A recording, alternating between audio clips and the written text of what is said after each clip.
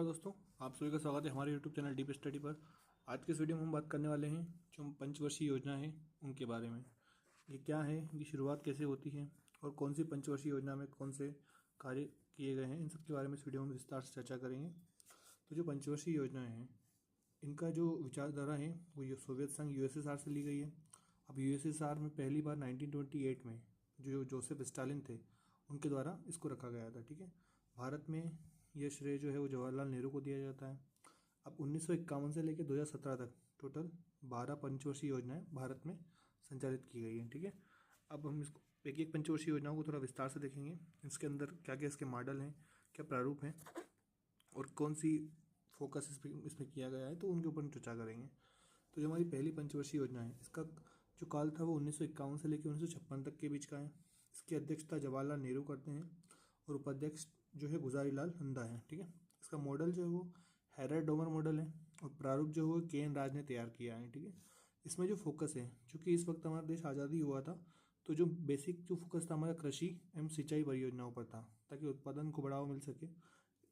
इसका जो हमारा लक्ष्य निर्धारित किया था हमने वो था 2.1 का और अचीव हमने 3.6 का किया था। ठीक है, जो कि ऑलमोस्ट 1.5 गुना है। अच्छा, इसके अंदर अब कौन कौन से हमारे इंपॉर्टेंट कार्यक्रम हैं जो चलाए गए हैं उनके ऊपर चर्चा करते हैं। एक कार्यक्रम था हमारा सामुदायिक विकास कार्यक्रम। सामुदायिक विकास कार्यक्रम बेसिकली एक ऐसा प्रयास होता है जो किसी समुदाय के लोगों के जीवन स्तर को बेहतर बनाने के लिए चालू किया जाता है।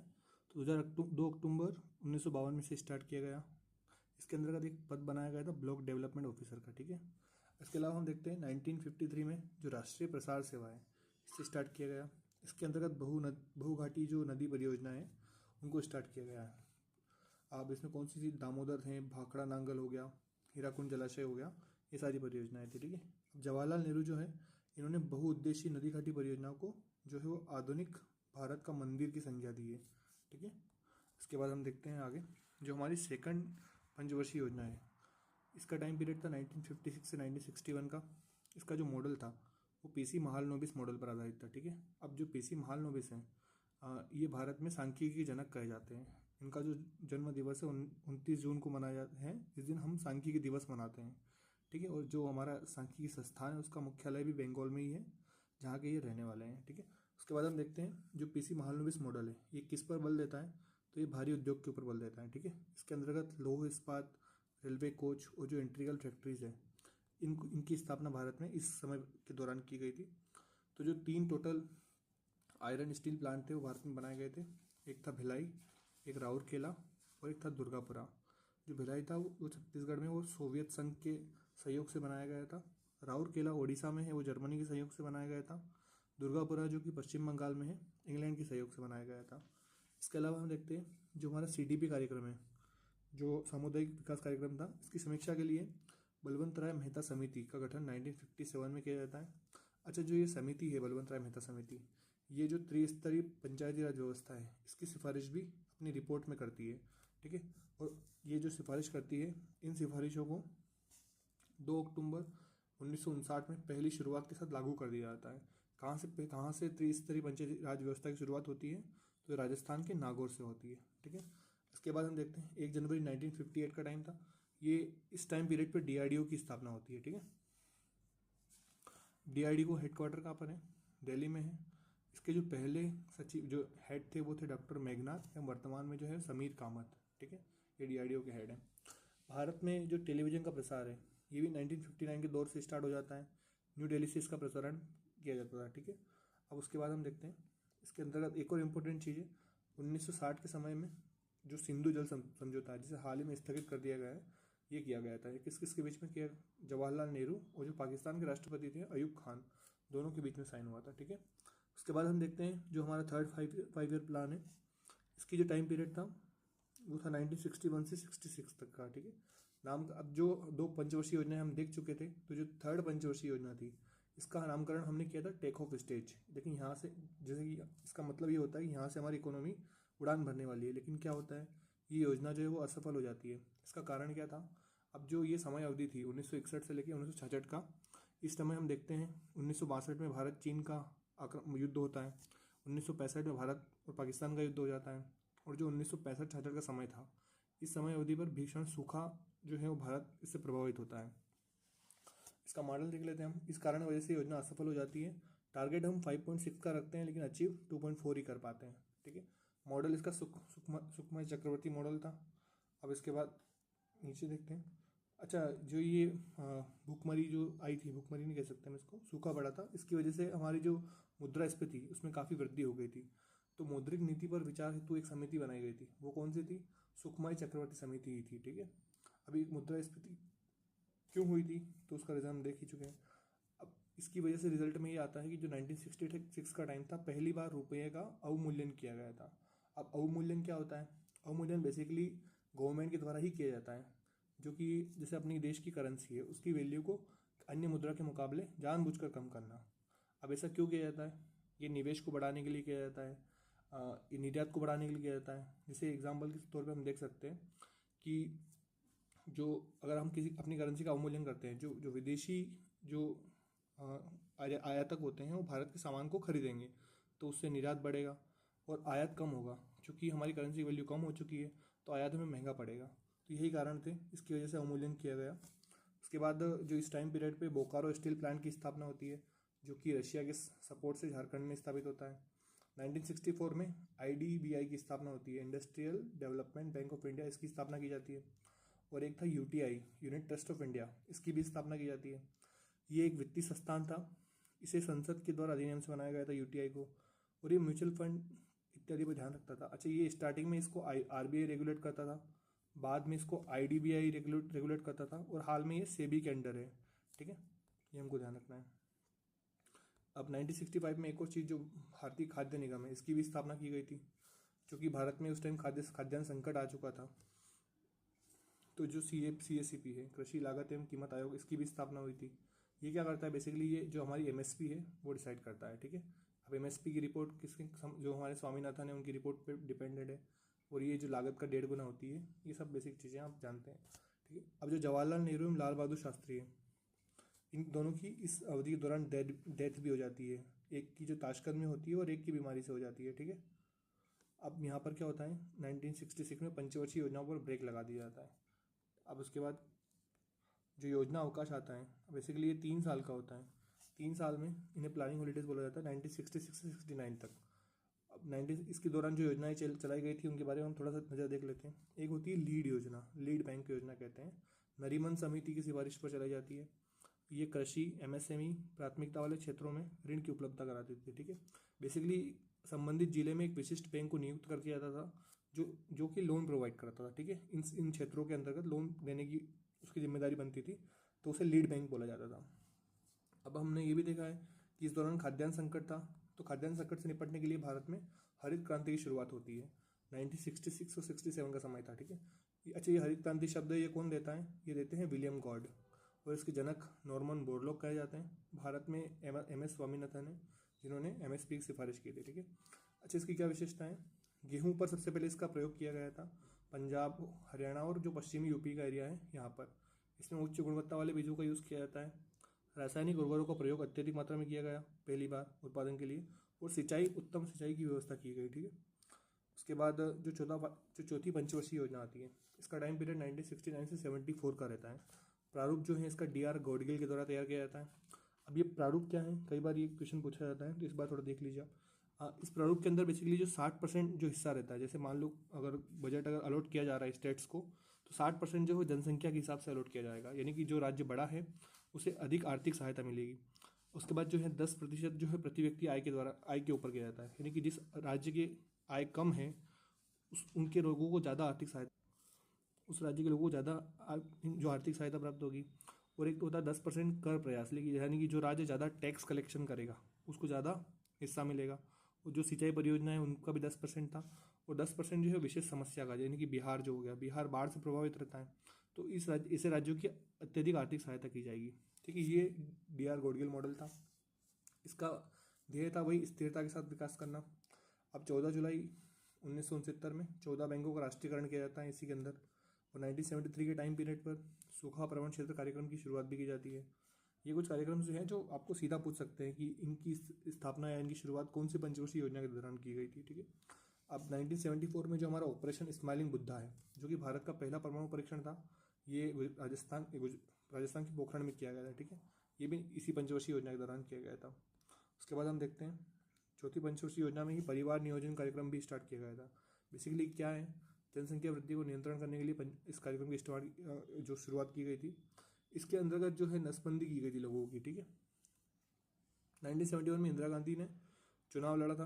अब उनका चुनावी नारा था गरीब हटाओ का नारा के साथ ही चुनाव में आई थी और चुनाव में भारी बहुमत के साथ इन्होंने जीत हासिल करी थी, ठीक है।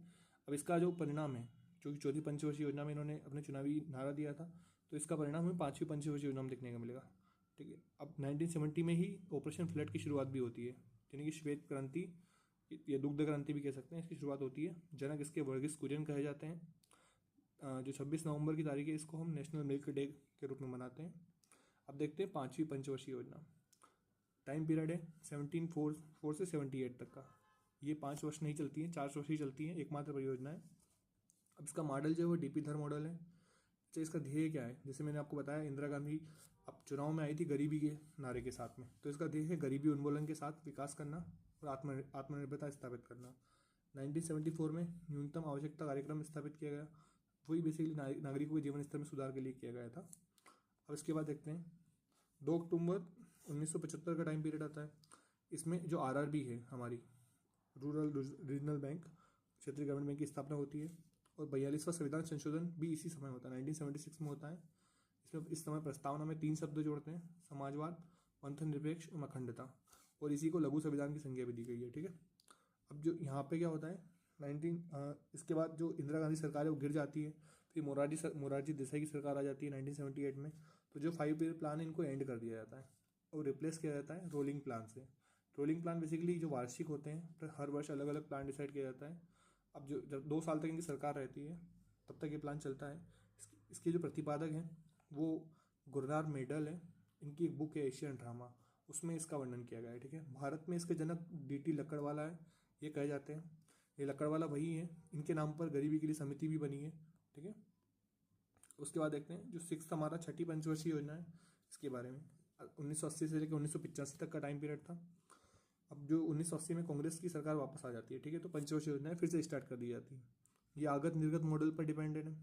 रोजगार सृजन इसका प्रमुख ध्येय था एवं गरीबी उन्मूलन भी इसमें इसका गौण विषय था, ठीक है। अब गरीबी का जो मापन है, इस टाइम प्लानिंग कमीशन जो गरीबी मापन कैलोरी खपत के आधार पर करता था, ठीक है। यानी कि बेसिकली ग्रामीण क्षेत्र अगर हैं तो 2400 कैलोरी प्रतिदिन के हिसाब से, और शहरी क्षेत्र हैं तो 2100 कैलोरी प्रतिदिन के हिसाब से।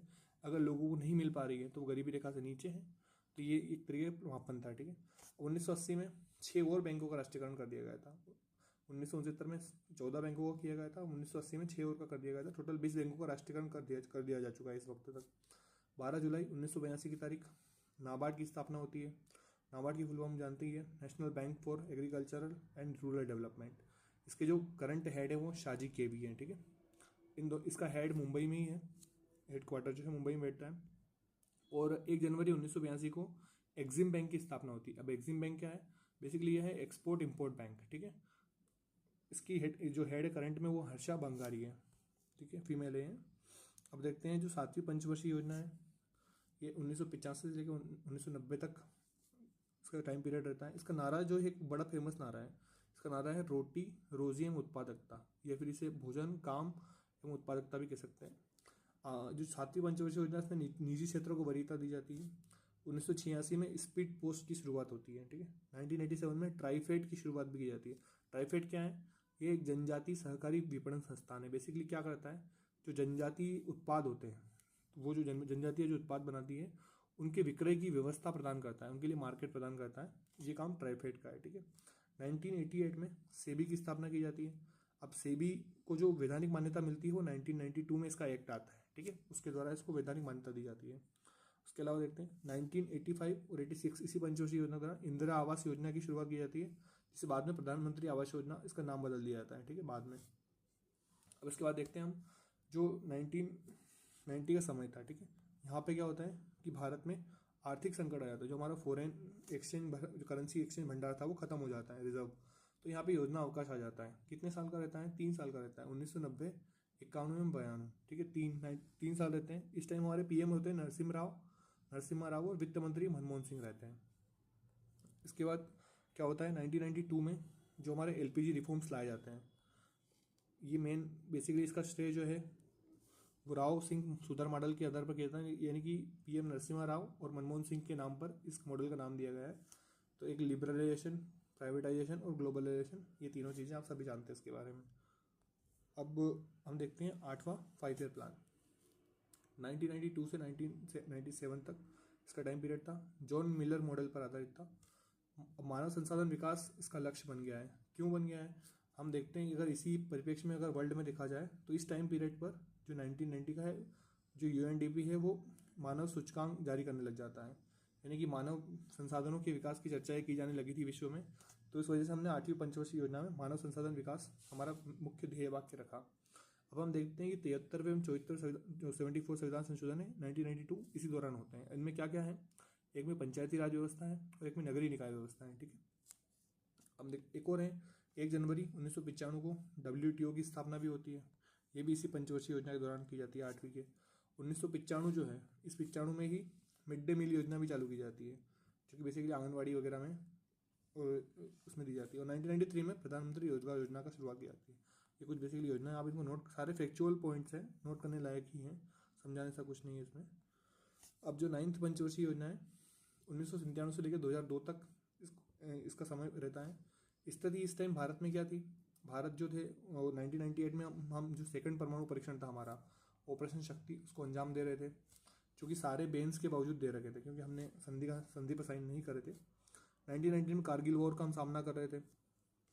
तो ये पंचवर्षीय योजना में कहीं ना कहीं आंशिक रूप से विफल हो जाती है। इसका ध्येय क्या था हमारा, इसका ध्येय था न्यायपूर्ण वितरण एवं समानता के साथ विकास करना। ठीक है, इसमें देखते हैं इसमें कौन कौन से अभियान चालू हुए हैं। 2000 इसमें सर्व शिक्षा अभियान चालू किया गया। 25 दिसंबर 2000 को प्रधानमंत्री ग्राम सड़क योजना की शुरुआत की गई। ठीक है, ये बेसिकली 12 सड़क होती है। और सुशासन दिवस, इस दिन क्या है, अटल बिहारी वाजपेयी का जन्मदिन भी होता है। इस दिन हम सुशासन दिवस के रूप में मनाते हैं। ठीक है, अब जो हमारी 10वीं पंचवर्षीय योजना है, इसका टाइम पीरियड 2002 से लेकर 2007 तक का था। समावेशी विकास करना, इंग्लिश में इसलिए लिखा है क्योंकि आपको समझ में आ जाएगा, इंक्लूसिव डेवलपमेंट करना। ठीक है, बेसिकली सबका साथ सबका विकास इसका मीनिंग है। 2006 में नरेगा योजना स्टार्ट की जाती है। वन क्षेत्र कवर हमारा 33% डिसाइड किया गया। पंचवर्ष, इसे पंचवन योजना नाम दिया गया था। अगर जिस भी राज्य में 33% से कम अगर फॉरेस्ट कवरेज है तो वहाँ पर टारगेट होगा कि 33% फॉरेस्ट कवरेज किया जाए। इसे पंचवन योजना कहा जाता है। ठीक है, अब इसके बाद जो हमारा 11th है, 11वें नंबर की पंचवर्षीय योजना है, 7 से लेकर 12 तक थी। अब इसका जो टारगेट था वो तीव्र समावेशी विकास है। 10वीं का समावेशी विकास करना था, इसका तीव्र करना है, लेकिन रैपिड एंड इंक्लूसिव डेवलपमेंट करना है। टारगेट इसका 9% था, अचीव हमने 7.9% करा है। 2009 में शिक्षा का अधिकार अधिनियम, राइट टू एजुकेशन एक्ट है, इसको लागू किया गया। ठीक है, इसके अंतर्गत जो है प्रारंभिक शिक्षा को अनिवार्य कर दिया गया था सभी के लिए। ठीक है, अब हमारा आता है जो अंतिम पंचवर्षीय योजना है, 12वीं पंचवर्षीय योजना। टाइम पीरियड इसका 2012 से लेकर 2017 तक का था। अब इसके अंदर इसका जो ध्येय जो टारगेट था वो था तीव्र, सतत और समावेशी विकास। ठीक है, 10वीं में था इंक्लूसिव डेवलपमेंट, 11वीं में था रैपिड एंड इंक्लूसिव डेवलपमेंट, और 12वीं में रैपिड, सस्टेनेबल और इंक्लूसिव डेवलपमेंट। सस्टेनेबल क्या चीज़ होती है, बेसिकली इन्वायरमेंट को ध्यान में रखते हुए विकास करना, यही सस्टेनेबल डेवलपमेंट होता है। इसके अंतर्गत ही इस टाइम SDG गोल जो है डिसाइड करे गए। इनका टारगेट 2015 से लेकर 2030 तक का था। टोटल 17 गोल्स ऐसे हैं जिनको इसमें शामिल किया गया है। ठीक है, टारगेट हमारा जो वृद्धि दर का टारगेट था 8% का था। कृषि का टारगेट हमारा 4% का था। विनिर्माण क्षेत्र का टारगेट हमारा 10% का था। और जो गरीबी है, गरीबी को 5 वर्षों में 10% तक कम करना, ये हमारा इसमें टारगेट था। ठीक है, ये थी हमारी कुछ इंपॉर्टेंट पंचवर्षीय योजनाएं। सारे फैक्ट्स आपको अच्छे लगे हों तो आप वीडियो को लाइक कर दीजिएगा, चैनल को सब्सक्राइब कीजिएगा। Thank you so much.